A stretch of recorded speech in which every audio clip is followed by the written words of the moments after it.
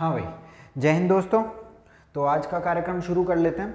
तो last class में हमने ऑपरेशंस ऑन सेट्स के बारे में पढ़ा था भाई, ठीक है, जिसके अंदर हमने क्या क्या सीख लिया था। Union, intersection, difference, symmetric difference और कॉम्प्लीमेंट के बारे में हमने सीख लिया था, ठीक है। आज हमें डी मॉर्गन्स लॉ के बारे में पढ़ना है, नंबर 1 चीज़। और नंबर 2 चीज़ कुछ प्रैक्टिकल बेस्ड जैसे वर्ड प्रॉब्लम्स जो आती हैं हमारी, उनके बारे में आज की क्लास में हम पढ़ने वाले हैं, ठीक है। तो एक फॉर्मूला डेराइव करेंगे सबसे पहले और उसके ज़रिए हम इसको सीख लेंगे। पर उससे पहले डी मॉर्गन्स लॉ देख लेते हैं। तो लास्ट क्लास में मैंने आपको आखिरी में ये क्वेश्चन दिया था सॉल्व करने के लिए, तो एक बार इसको ट्राई करते हैं कि सॉल्व करके आंसर क्या आ रहा है भाई, ठीक है। यहाँ पर लिखा है A union B complement is equal to A complement intersection B complement.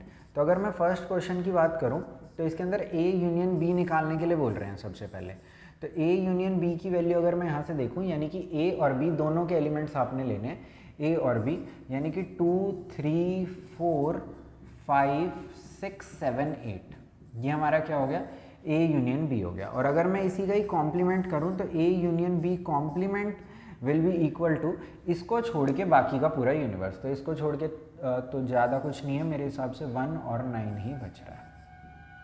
अब अगर मैं बात करूं किसकी, अब अगर मैं बात करूं A complement intersection B complement, यानी कि इसके RHS वाली पार्ट की, LHS करके ये आया, ठीक है। अगर मैं इसका RHS सॉल्व करूं तो देखते हैं क्या है, ठीक है। अगर मैं इसको सॉल्व करता हूं तो देखो यहाँ पर क्या है, A complement intersection B complement. A complement की वैल्यूज़ क्या होंगी, 2 4 6 8 को छोड़ के सब कुछ, यानी कि 1 3 5 7 and 9। Intersection B complement, B complement की वैल्यू यानी कि इन सब को छोड़ के बाकी पूरा का पूरा यूनिवर्स। तो यहाँ पे देखो 1 आ जाएगा, 4 आ जाएगा, 6 आ जाएगा, 8 आ जाएगा और बस इतना ही आएगा। अगर मैं इन दोनों के कॉमन पार्ट की बात करूं, 9 भी आ जाएगा। अगर मैं इन दोनों के कॉमन पार्ट की बात करूं तो क्या क्या आ रहा है, 1 और 9 आ रहा है भाई सिर्फ, ठीक है। तो यहाँ पे भी देखो ए यूनियन बी कॉम्प्लीमेंट करके भी 1, 9 आ रहा था, और A complement intersection B complement करके भी 1, 9 आ रहा है। इसका मतलब ये जो दोनों वैल्यूज़ हैं ये आपस में क्या हैं, इक्वल है। ये हमारा भाई डी मॉर्गन्स का फर्स्ट लॉ है, ठीक है। क्या है, ए यूनियन बी का अगर आपने कॉम्प्लीमेंट करना है तो ए पे कॉम्प्लीमेंट आएगा, यूनियन जो है वो चेंज हो जाएगा इंटरसेक्शन में एंड देन बी पे कॉम्प्लीमेंट आएगा। इसी तरीके से अगर आप सेकंड पार्ट भी इसका ट्राई करोगे तो इसमें भी आप देख सकते हो कि अगर आप ए इंटरसेक्शन बी का कॉम्प्लीमेंट करते हो तो ए कॉम्प्लीमेंट आएगा, इंटरसेक्शन जो है वो यूनियन में बदल जाएगा एंड देन बी का कॉम्प्लीमेंट हमारे पास आ जाएगा। तो ये दो क्या हैं, डी मॉर्गन के लॉ हैं। कभी भी आपको ए यूनियन बी और ए इंटरसेक्शन बी का पूरे के पूरे का कॉम्प्लीमेंट, होल का कॉम्प्लीमेंट सॉल्व करना है तो आप इसी तरीके से करोगे। जैसे कि अगर आपको कॉम्प्लीमेंट डालना है, ए पे कॉम्प्लीमेंट, बी पे कॉम्प्लीमेंट, और यूनियन किस में चेंज हो जाएगा, इंटरसेक्शन में चेंज हो जाएगा। इसी तरीके से देखो भाई, अभी जैसे अगली क्लास में हम कुछ प्रूव दैट से रिलेटेड सवाल कर रहे होंगे, मिसलिनियस में आपके कुछ प्रूव दैट के क्वेश्चन होंगे जो आपको बहुत तंग करते होंगे, ठीक है। तो वो सारे क्वेश्चन कराऊंगा, कुछ उसी तरीके के एक्स्ट्रा क्वेश्चन भी ले आऊँगा, तो उसमें थोड़ी बहुत चीज़ें यूज़ होंगी। जैसे कि अगर कहीं भी आपको a माइनस बी लिखा दिखता है तो आप मेरे को एक बार वेन डायग्राम से चेक करके बताओ, क्या मैं इसे a इंटरसेक्शन b कॉम्प्लीमेंट लिख सकता हूँ या नहीं लिख सकता। चेक कर लेते हैं। अगर मैं a माइनस बी की बात करूँ, a माइनस बी की बात करूँ तो a ये है और b ये, तो a माइनस बी कौन सा रीजन होता है, ये रीजन हमारा क्या होता है, a माइनस बी होता है। a माइनस बी यानी कि a का पार्ट चाहिए पर b का पार्ट नहीं चाहिए, ठीक है। अगर मैं इस राइट हैंड साइड की बात करूं तो इसको देखते हैं भाई, इसके अंदर बोल रहे हैं ये a और b नॉट का इंटरसेक्शन। सपोज ये a है और ये b है, तो a क्या होगा, ये होगा, ये वाला पूरा पार्ट क्या होगा हमारा, a होगा। और अगर मैं b नॉट की बात करूं तो उसमें b को छोड़ के सब आएगा, यानी कि ये अगर b है तो b को छोड़ के सब आ रहा है।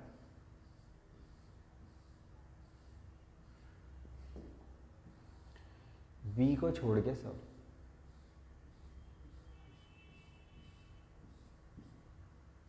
तो अगर आप देख रहे होगे इन दोनों का इंटरसेक्शन मतलब कि वो पार्ट जिसके अंदर येलो और वाइट दोनों लाइंस आ रही हैं, वो कौन सा पार्ट है? ये पार्ट है जहाँ पे वाइट और येलो दोनों लाइंस प्रेजेंट है। तो अगर आपको कहीं पर भी माइनस दिखता है तो आप उसे इस तरीके से लिख सकते हो, a minus B is equal to a intersection b not. ठीक है, तो इस तरीके से ये चीज़ भी ध्यान रखना। अब जो क्वेश्चन आज की क्लास में हमें करने हैं तो उनको करने के लिए मैं यहाँ पे थोड़ी सी एक चीज़ आपको बस बता रहा हूँ। ठीक है, सपोज अपने पास एक एलिमेंट था a और दूसरा एलिमेंट था सपोज b। एक एलिमेंट है a और दूसरा एलिमेंट है सपोज अपने पास b। एक एलिमेंट a और दूसरा क्या है? b है भाई। ठीक है, मेरे को एक चीज़ बताओ, अगर ये a है ये b है, अगर मेरे को a यूनियन b निकालना है तो मैंने क्या करा, यहाँ पे मैंने a में b ऐड कर दिया। a में मैंने क्या करा? b ऐड कर दिया। तो आप मेरे को खुद बताओ, जो ये वाला पार्ट है क्या ये 2 बार ऐड हो गया होगा? हाँ भाई, जो बीच वाला पार्ट है 2 बार ऐड हो गया होगा, पर करना कितनी बार चाहिए था? एक ही बार। a में अगर b जोड़ूंगा तो ये जो बीच वाला पार्ट है कितनी बार ऐड हो गया? 2 बार। पर जोड़ना कितनी बार चाहिए था? 1 बार। तो इसको मैं क्या कर देता हूँ? 1 बार सब्ट्रैक्ट कर देता हूँ। तो ये हमारा एक फॉर्मूला बन जाता है कि नंबर ऑफ एलिमेंट्स n, जितने a यूनियन b में एलिमेंट होंगे वो किसके इक्वल होंगे? Number of elements in a plus number of elements in b plus number of elements in a intersection b minus number of elements in a intersection b। Minus क्यों कर रहे हैं ये भी आपको समझ में आ गया। हमने a में जब b जोड़ा तो ये वाला पार्ट था ये a में भी आ गया और ये वाला पार्ट b में भी आ गया, पर जोड़ना कितनी बार चाहिए था? सिर्फ और सिर्फ एक ही बार जोड़ना चाहिए था। तो कोई बात नहीं, 2 बार जोड़ लिया था, 1 बार हमने क्या कर दिया? सब्ट्रैक्ट कर दिया। तो ये काफ़ी इंपॉर्टेंट है और इसी के ज़रिए हम क्या करेंगे? सारे सवाल करने वाले हैं। अच्छा, इसको इधर लेके आना चाहो, इसको इधर लेके जाना चाहो, कोई दिक्कत नहीं है। वो माइनस है, इधर आके प्लस हो जाएगा और ये प्लस है, उधर जाके माइनस हो जाएगा।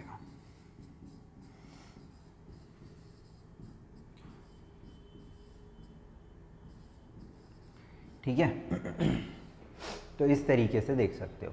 a इंटरसेक्शन b में कितने एलिमेंट होंगे? a और b को जोड़ा तो ये वाला जो पार्ट था 2 बार जुड़ गया, तो कोई बात नहीं, रखे रहने दो से, और a यूनियन b को सब्ट्रैक्ट कर दिया तो a चला गया, b चला गया, एक बार ये भी चला गया।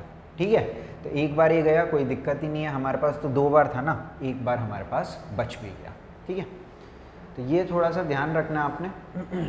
अब कुछ क्वेश्चंस ले लेते हैं इसी से रिलेटेड। वेन डायग्राम से बता दूंगा, इससे बता दूंगा, दोनों तरीक़ों से मैं आपको सारे क्वेश्चंस बता दूंगा भाई। ठीक है, ये क्या एक बार देखें, इनके कॉम्प्लीमेंट्स लिखने हैं भाई। Taking the set of natural numbers as universal set, natural numbers का सेट अगर यूनिवर्सल सेट है तो आपको इनके कॉम्प्लीमेंट्स लिखने हैं। ये होमवर्क में करके आना। ठीक है, ये थोड़ा सा एक क्वेश्चन अच्छा दिख गया मेरे को, तो इसको ले लो, इसको होमवर्क में करके आना। जैसे इवन नंबर का नेचुरल नंबर का था तो यहाँ पे कॉम्प्लीमेंट क्या हो जाएगा? ऑड हो जाएगा। ऑड है तो इवन हो जाएगा। मल्टीपल ऑफ 3 है तो जो मल्टीपल ऑफ 3 नहीं है वो हो जाएंगे। प्राइम है तो इसके अंदर 1 और कंपोजिट हो जाएगा। ठीक है, एक और क्वेश्चन बढ़िया उसमें दिख रहा था, वो भी होमवर्क में लो। ये क्या है? ये तो यही आएगा, ये लो। अरे ये तो बढ़िया सवाल है, कराया क्यों नहीं मैंने ये? चलो क्लास के आखिरी में मैं ही करा दूँगा इसे रहने दो, आप होमवर्क में रहने दो इसे आप। चलो भाई, तो कंटिन्यू करते हैं।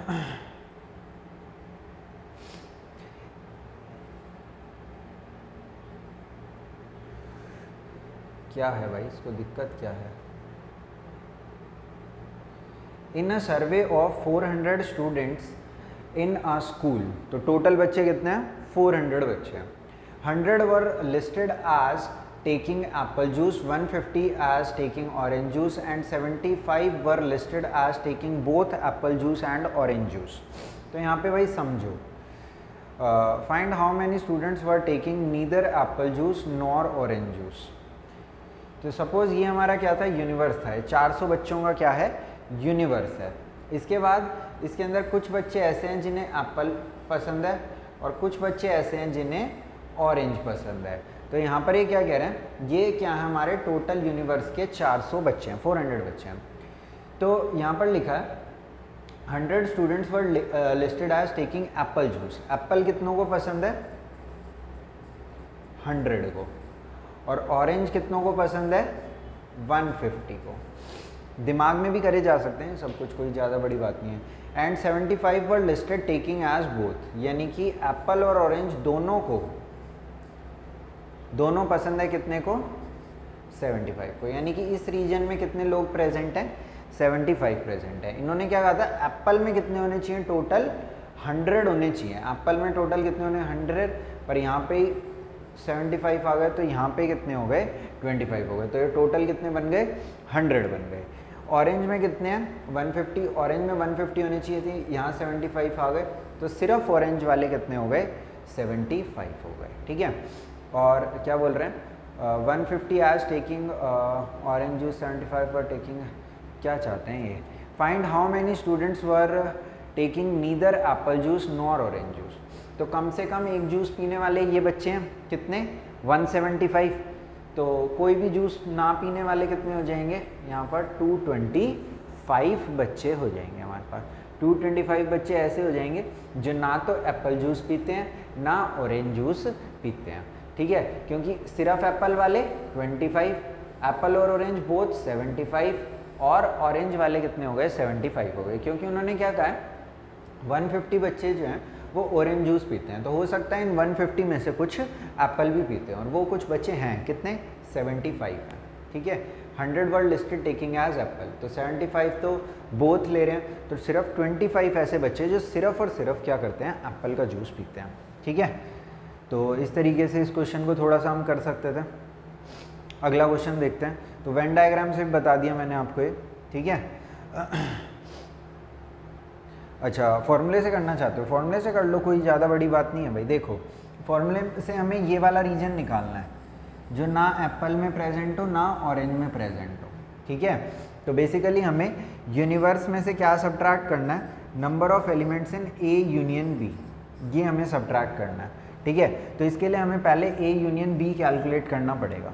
तो number of elements in A union B will be equal to number of elements in A plus number of elements in B minus number of elements in A intersection B। तो number of elements in A 100, B में 150 और A intersection B में इतना। तो ये हमारे पास कितने हो गए, 175 बच्चे हो गए।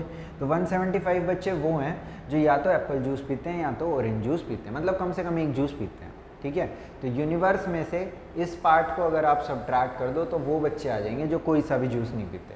तो universe minus A intersection A union B, तो यहाँ पे कितना आ गया, 225 बच्चे आ गए। यही मैंने यहाँ पे लिखा था। ठीक है, तो मल्टीपल तरीक़ों से देख सकते हो। और देखो, in a school there are 20 teachers who teach both mathematics और फिजिक्स, हु टीच मैथमेटिक्स और फिजिक्स, यानी कि टोटल 20 टीचर्स हैं जो या तो मैथमेटिक्स पढ़ाते हैं या तो फिजिक्स पढ़ाते हैं, हो सकता है दोनों भी पढ़ाते हैं। Of these 12 teachers, of these 12 teach mathematics and 4 teach both physics and mathematics. तो अगेन अगर वेन डायग्राम से हम समझना चाहें तो सपोज ये हमारा एक वेन डायग्राम है। ठीक है, ये वो टीचर हैं जो मैथ्स पढ़ाते हैं और ये वो टीचर हैं जो फिजिक्स पढ़ाते हैं। तो क्या लिखा है, 4 टीच बोथ, 4 टीचर ऐसे हैं जो दोनों सब्जेक्ट पढ़ाते हैं। ठीक है, अब क्या बोल रहे हैं, 12 टीच मैथमेटिक्स, तो 12 मैथमेटिक्स पढ़ाते हैं, तो सिर्फ मैथमेटिक्स के कितने हो गए, 8, क्योंकि 4 तो इन 12 में से ऐसे हैं जो फिजिक्स भी पढ़ाते हैं। अब टोटल टीचर कितने हैं, 20 टीचर्स हैं। ठीक है, तो यहाँ पर 12 ये हो गए, तो 8 यहाँ पे बच गए अपने पास। ठीक है, क्योंकि इन्होंने लिखा है सभी के सभी टीचर कुछ ना कुछ पढ़ाते हैं, यानी कि यहाँ पे कुछ भी नहीं आएगा इसके अंदर। ठीक है, ऑफ दीज 12 देख लेता हूँ एक बार, of these 12 teach mathematics and 4 teach both physics and mathematics. How many teach physics, तो फिजिक्स भी कितने लोग पढ़ा रहे हैं यहाँ पे, 12 लोग पढ़ा रहे हैं। ठीक है, इसको भी मैथमेटिकली देखना चाहो तो देख सकते हो। यहाँ पर दिया है number of elements in physics और मैथ्स दोनों पढ़ाने वाले कितने लोग हैं, 4 लोग हैं। मैथ्स पढ़ाने वाले कितने लोग हैं, 12 लोग हैं। आपको फिज़िक्स पढ़ाने वालों की बारे में जानना है और आपको ये भी बता रखा है कि टोटल कितने हैं,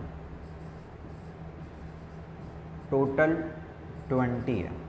तो वही अपना लगा लो, number of elements in P union M is equal to number of elements in P plus number of elements in M minus number of elements in P intersection M। तो P यूनियन M में कितने हैं, 20। Physics पढ़ाने वाले कितने हैं, क्या मालूम कितने हैं, और मैथ्स पढ़ाने वाले कितने हैं, 12 है, और दोनों पढ़ाने वाले कितने हैं, 4 हैं। तो यहाँ से x की वैल्यू कितनी आ जाएगी, 12 आ जाएगी। ठीक है भाई, तो मैथमेटिकली भी पूरा कर सकते हो, वेन डायग्राम से भी कर सकते हो, दोनों तरीके। और देखो भाई, ये सवाल आसान है थोड़ा सा, ये आप कर लो, सेम है जैसा अभी बताया था। तो यहाँ पे क्या है, इन अ कमिटी, आप कर दो इसे, in a committee 50 people speak French. तो कितने लोग फ्रेंच बोलते हैं, 50। 20 स्पीक क्या है, स्पेनिश। तो स्पेनिश वाले कितने हैं, 20 हैं। और 10 स्पीक बोथ, खतरनाक लोग हैं यार ये तो। 10 speak both. How many speak at least 1 language, कम से कम एक लैंग्वेज, यानी कि हो सकता है एक से ज़्यादा भी बोलते हो, पर कम से कम एक लैंग्वेज के बारे में जानना चाहते हैं। तो आसान सा सवाल है, this part is equal to number of elements in French speaking, Spanish speaking. अब ये 2 बार ऐड हो गए होंगे, फ्रेंच में भी आ गए, स्पेनिश में भी आ गए, तो एक बार सब्ट्रैक्ट कर दो, ख़त्म कहानी। तो 50 + 20 - 10, तो 60 लोग ऐसे हो गए। वेन डायग्राम से देख लो, सपोज ये वो लोग हैं जो फ्रेंच बोलते हैं और ये वो लोग हैं जो स्पेनिश बोलते हैं। तो दोनों कितने लोग बोलते हैं, 10। तो स्पेनिश वाले कितने हैं, टोटल 20 हैं, ये पूरा स्पेनिश का पार्ट है, तो सिर्फ स्पेनिश वाले कितने हो गए, 10 हो गए। ठीक है, फ्रेंच वाले कितने हैं, 50 हैं, ये 10 हो गए, तो ये कितने हो गए, 40 हो गए। तो ये टोटल कितना हो गया, 60 हो गया भाई। ये टोटल कितना हो गया, 60 हो जाएगा। चलें आगे।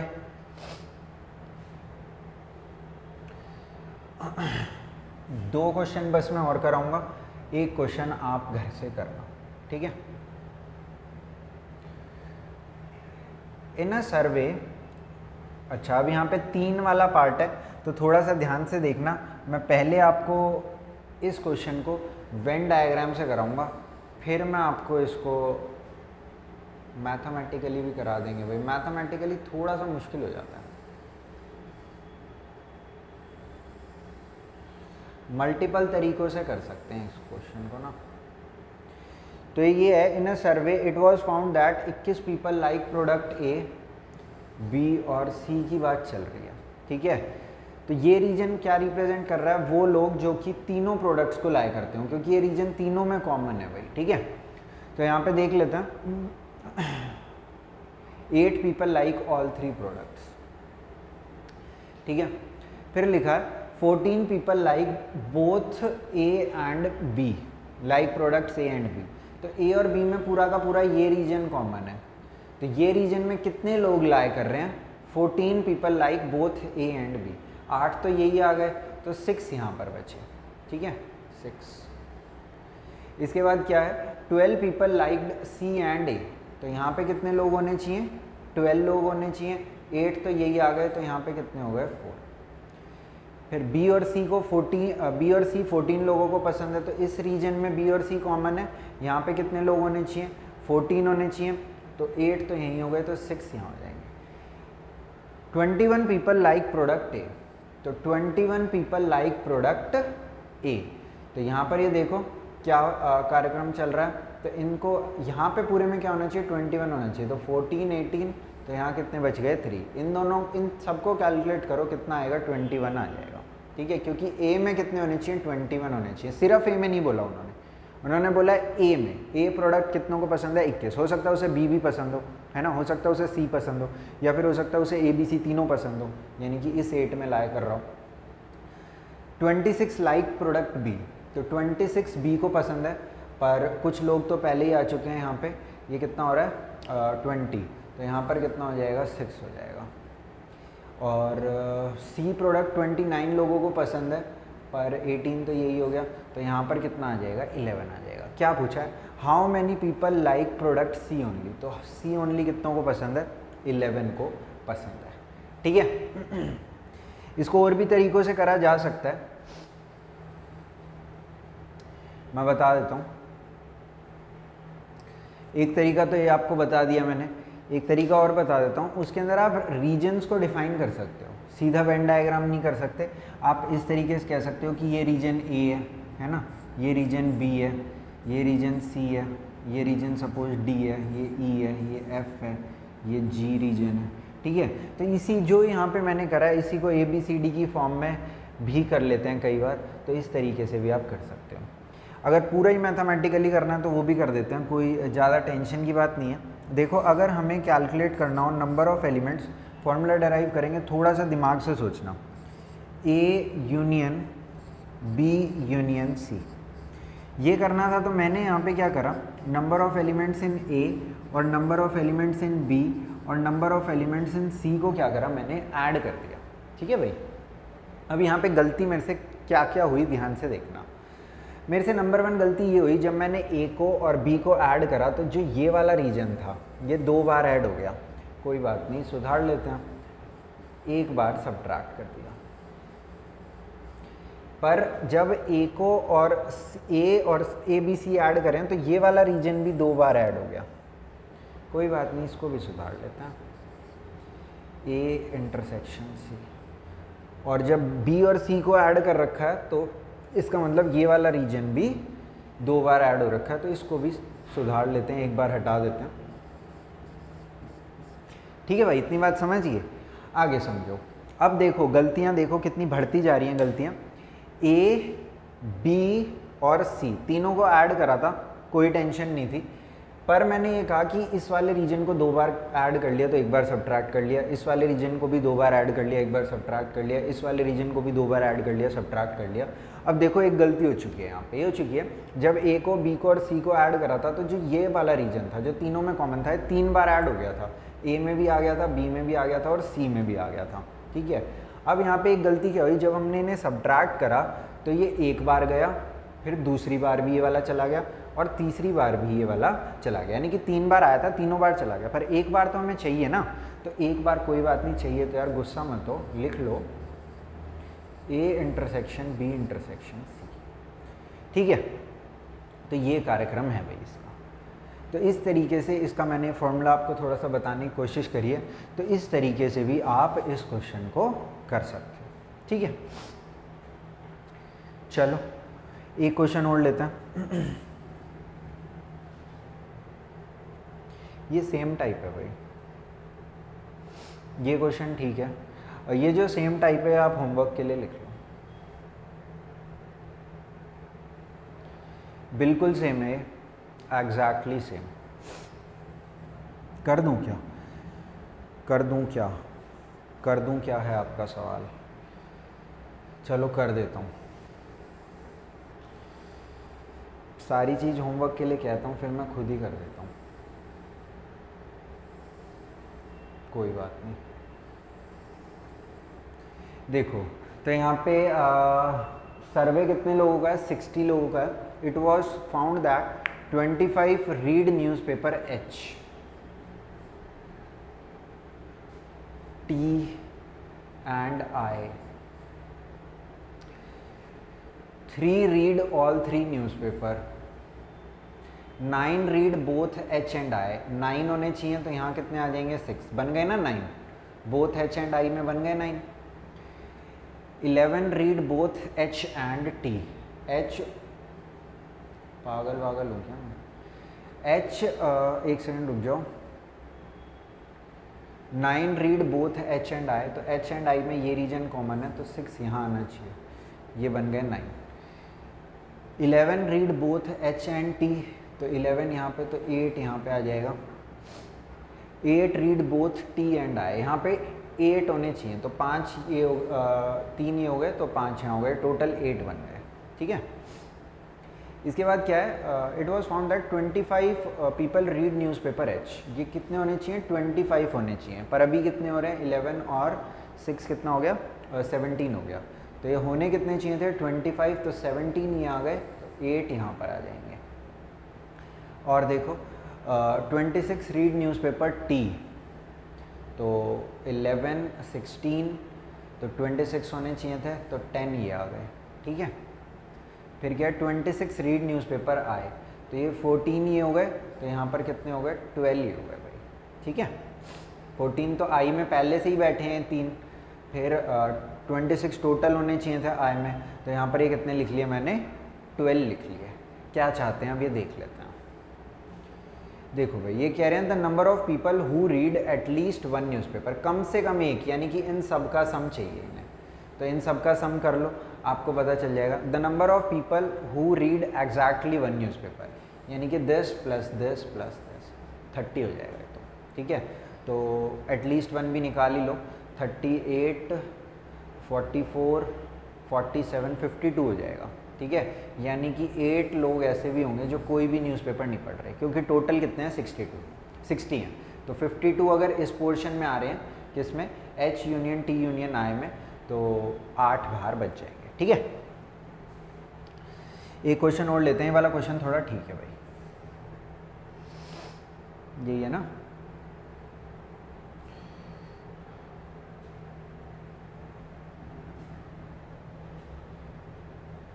देखो भाई क्या कह रहे हैं, in a college awarded 38 medals in football. Football में कितने मेडल्स मिल रहे हैं, 38 मिल रहे हैं। बास्केटबॉल में कितने मिल रहे हैं, 15 मेडल मिल रहे हैं। और क्रिकेट में कितने मिल रहे हैं, 20 मेडल्स मिल रहे हैं।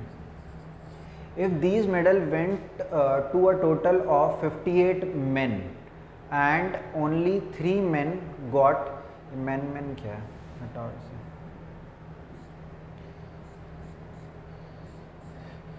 ठीक है। किसी को भी मिल सकते हैं भाई मेडल, तो उसमें मेन का क्या है। If these medal went to a total of 58 men, ठीक है। ये टोटल मेडल्स कितने लोगों को मिले हैं, 58 को मिले हैं। इसका मतलब सीधा सा ये है कि कुछ लोगों को मल्टीपल मेडल्स मिले होंगे, है ना। तो 58 लोगों को मिले। If these medal went to a total of 58 men, then क्या चाहते हैं, and only 3 got medal in all 3 sport. 3 लोग सिर्फ ऐसे थे जिनको तीनों स्पोर्ट्स में मेडल मिले हैं। How many received medal in exactly 3 sports, ठीक है। तो ये आपको निकालना है। तो एक बार आप ट्राई कर लो इसे, फिर मैं भी कर लेता हूँ ट्राई। 15 मिले हैं बास्केटबॉल में, ठीक है, करो। इसका मेरे हिसाब से आ जाएगा 38 48 58 63 73 9 आएगा आई गेस, देखते हैं। चलो भाई देख लेते हैं इसके अंदर क्या कार्यक्रम कह रहे हैं। तो यहाँ पे मैं एक थोड़ा सा ही बना लेता हूँ वेन डायग्राम का कार्यक्रम। इजी हो जाता है ना भाई वेन डायग्राम से बनाना, थोड़ा सा सॉल्व करना इजी हो जाता है, इसलिए मैं वेन डायग्राम से बना लेता हूँ।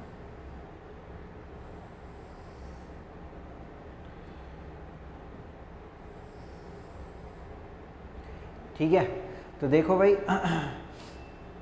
क्या है, 3 लोग तो ऐसे हैं जिन्हें हर स्पोर्ट में मिल गए। Only 3 got medal in all 3 sports. हमें ये निकालना है। सपोज इस रीजन को ए मान लो, इसको बी मान लो, इसको सी मान लो, ठीक है। अब क्या बोल रहे हैं, इक्वेशंस बना दूं क्या, लो आसान कर दूंगा क्वेश्चन को, बहुत आसान कर दूंगा। हमें क्वेश्चन में वैल्यू निकालनी है a + b + c की। बात समझ में आ गई भाई। Only 2 sports, how many received medal in exactly 2 sport, यानी कि ए बी सी का सम की वैल्यू अपने को निकालनी है, ठीक है। तो देखो भाई यहाँ पर क्या कार्यक्रम है, कर लेते हैं एक बार इसको सॉल्व। सपोज ये रीजन है,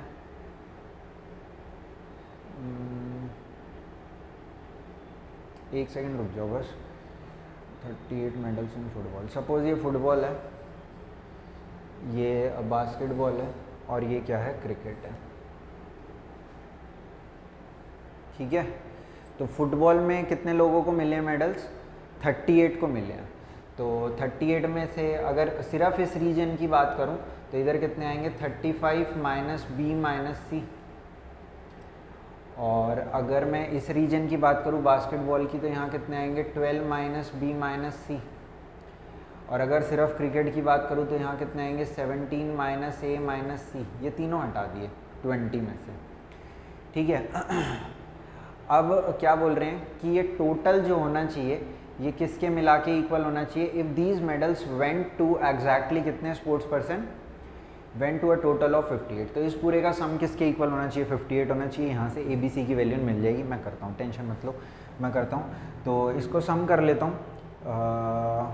51 68 माइनस ए माइनस बी माइनस सी और 68 है ना, गलत कर दिया क्या, 67 है। ये किसके इक्वल होना चाहिए, 58 के इक्वल होना चाहिए। तो यहाँ से a प्लस बी प्लस सी की वैल्यू कितनी आ जाएगी, 9 आ जाएगी। ठीक है, तो ये कार्यक्रम था भाई, मुश्किल सवाल था, बढ़िया, नाइस।